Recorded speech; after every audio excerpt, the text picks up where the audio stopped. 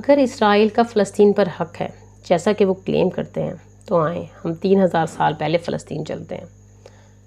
سال 2000 BC اس زمین کو کانان کہتے ہیں، اور کانانین کون تھے؟ وہ مقامی باشندے اور عربوں کے انسیسٹر جو خاص طور پر لیبنین، سیرین اور فلسطینی ہیں۔ یہ وہی وقت تھا جب حضرت ابراہیم علیہ السلام جو کہ تینوں مونوتھیسٹک ریلیجن کے فادر کہلائے، انہوں نے ہیرا سے کینان کا سفر کیا۔ 200 سال بعد 1800 BC میں یعقوب علیہ السلام اسرائیل کہلائے جو کہ اسحاق علیہ السلام کے بیٹے اور حضرت ابراہیم علیہ السلام کے پوتے تھے، انہی کے بچے بنی اسرائیل کہلائے۔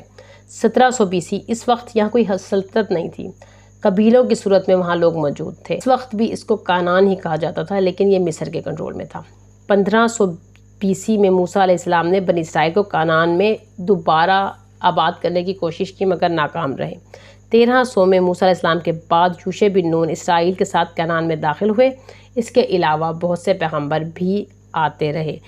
حضرت داؤد علیہ السلام اور حضرت سلیمان علیہ السلام has built the first temple in 1000 BC، اور اس سلطنت کو سلطنت سلیمان کہا جاتا ہے۔ انہوں نے یروشلم کو کیپٹل بنایا اور ادھر ہی حکومت کی۔ حضرت سلیمان کی وفات کے بعد تقریباً 800 BC میں یہ حکومت کئی حصوں میں تقسیم ہو گئی۔ نارتھ شمالی حصہ اسرائیل کہلایا اور ساؤتھ جنوبی حصہ جوڈا کہلایا، اور یروشلم ان کا کیپٹل رہا۔ 1721 BC اسیرین نے جنوبی ریاست کو فتح کر لیا اور یہودیوں کے 10 قبیلے برباد کیے اور باقی 2 قبیلے جنوبی حصے میں یروشلم کے ساتھ ہی رہے۔ 567 BC بابل کے بادشاہ نے جوڈا پر حملہ کیا اور اس پر قبضہ کیا اور سلیمان علیہ السلام کے ٹیمپل کو بھی تباہ کر دیا۔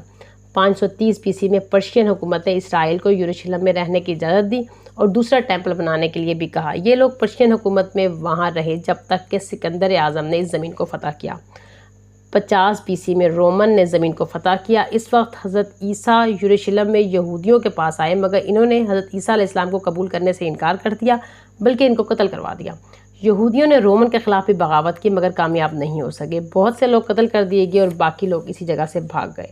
300 CE کرسچینٹی ڈومیننٹ ہوئی اور یہودیوں کو پکڑ پکڑ کر مارا جانے لگا کیونکہ ان کے مطابق ان کے خدا کو انہوں نے مار ڈالا تھا۔ 600 CE میں اسلام آیا اور حضرت عمر بن خطاب پورے علاقوں کو اور اسرائیل سمیت فتح کر لیا۔ ہسٹری میں پہلی بار مسلمان، عیسائی اور یہودی محبت اور امن سے اس جگہ پر رہنے لگے جس کو یہودیوں کی گولڈن ایج بھی کہا جاتا ہے۔ 1099 CE میں صلیبیوں نے یروشلم پر پھر سے قبضہ کیا اور یہودیوں کو مارا اور ان کے ساتھ سے گھر سے نکال دیا جو بھی ان کے ساتھ سے گزرا۔ 1187 CE سلطان صلاح الدین ایوبی دوبارہ یروشلم کو فتح کیا اور یہودیوں کو یہاں رہنے کی اجازت دے دی۔ ایک بار پھر مسلمانوں کی حکومت میں عیسائی، یہودی اور مسلمان پرامن طریقے سے یروشلم میں رہنے لگے۔ 1917 سب کچھ پھر بدلا جبکہ پہلی جنگ عظیم میں عثمانیہ حکومت ختم ہوئی اور اس وقت اس جگہ کا نام فلسطین تھا۔ نہ جانے کس وجہ سے 1924 CE میں برٹش نے اس زمین کو زائونسٹ کو دینے کا وعدہ کر لیا، حالانکہ ان کا اس جگہ سے کوئی تعلق نہیں تھا۔ 1946 CE میں اس وقت سے زائونسٹ نے فلسطینیوں کو پرسیکیوٹ کرنا شروع کیا۔ انہوں نے فلسطین میں اللیگل سیٹلمنٹس بنائیں۔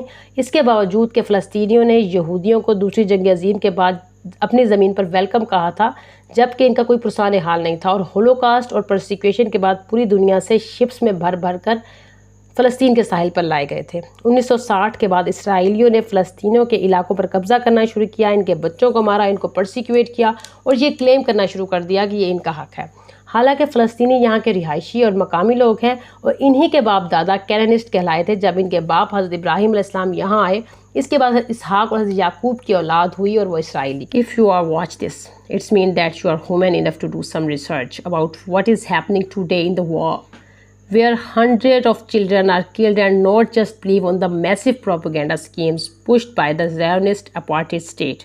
I wish that you are honest enough to be just and choose the correct side and always free Palestine.